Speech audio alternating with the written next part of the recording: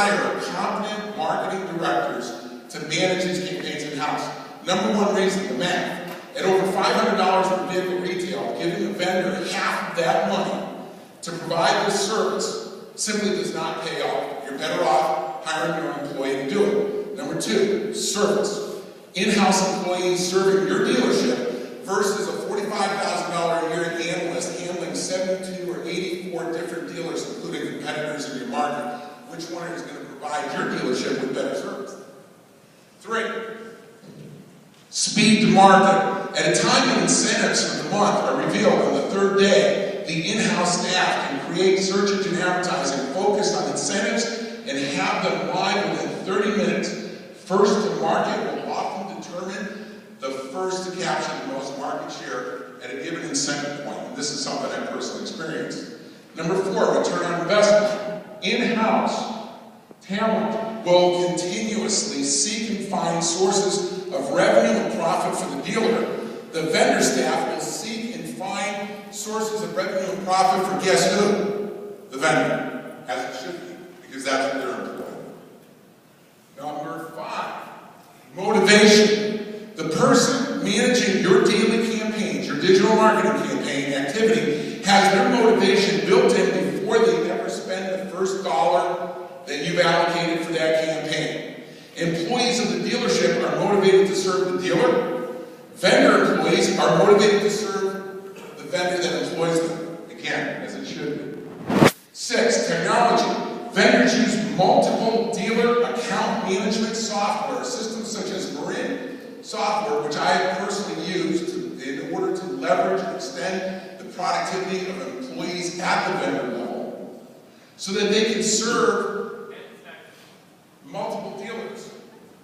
Number seven, accountability. Accountability. The analyst serving your campaign working for a vendor is accountable to know who. The person working for you is accountable to you. Number eight, media bias. The vendor is biased towards the media that they sell. Your employee is biased towards the media that sells more cars. That's time.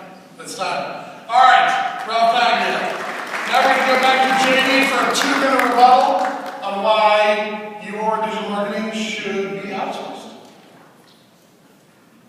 You know, I love Ralph Paglia. I truly am honored to be your friend, and I mean that. I've known Ralph for a long time, and he told me a story one time. He told me about this internet manager who's up and coming, learned everything. I mean, everything there was a real trendsetter.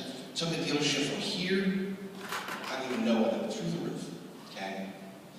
Was able to learn search, social, was able to learn all these things. Took his dealership out there.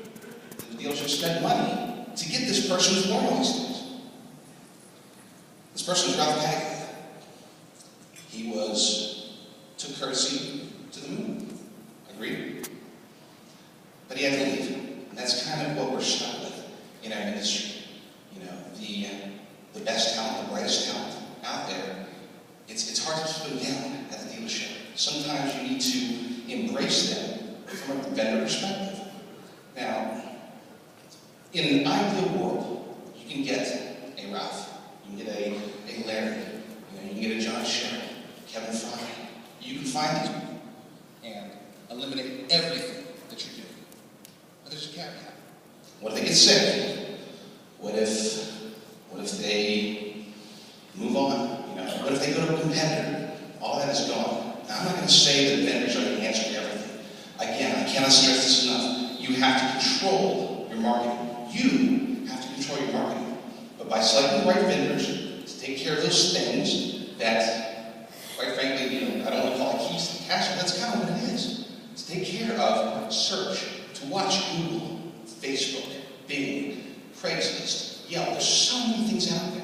Do you really want to bring all that in-house? There's somebody sitting there, and they're reading, they're trying to figure it all out, they're trying to keep up with it. Oh, they also have to do this stuff. Oh, they also have to sell the cars. Oh, they also have to make sure the website is up. They do all this stuff. Why not control it from your perspective? Find the right vendors. All right, that's time. The right vendors. I need my time for rebuttal here. We have for 2 minutes. First of all, as far as my rebuttal goes, I'm going to come right out and say I could have argued either side of this particular argument. I'm thankful to Mr. Joe Webb for giving me the side of empowering somebody in your dealership to manage your own campaigns.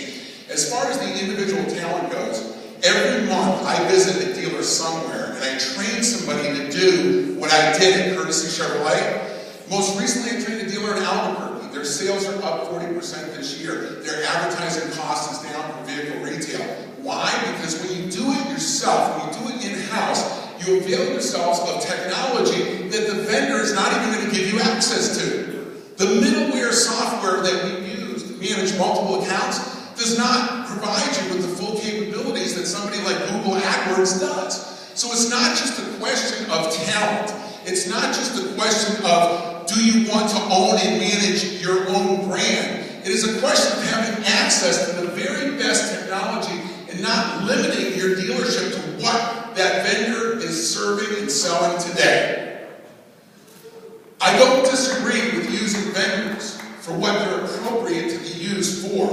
But this idea of outsourcing wholesale the management of your marketing activities for your dealership will never give you a competitive advantage. If you want a competitive advantage, you've got to take ownership.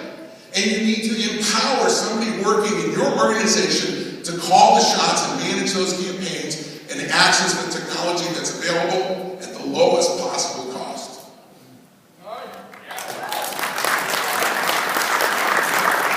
So now, hands-free, blackjack. Who believes with J.D. Rucker about outsourcing digital media? Let me hear it. Last time.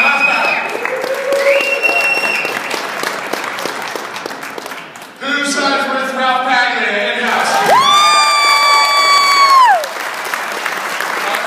Ralph is the winner. Thank you so much.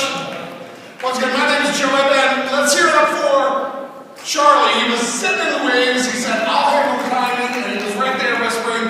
I want to thank Charlie. He's been an amazing MC this entire time. He's the coolest guy. He's like that uncle you only see once a year that you love, but then he goes crazy at night and he stumbles over the Christmas tree and rips up the presents. And you'll love him anyway because you got the story.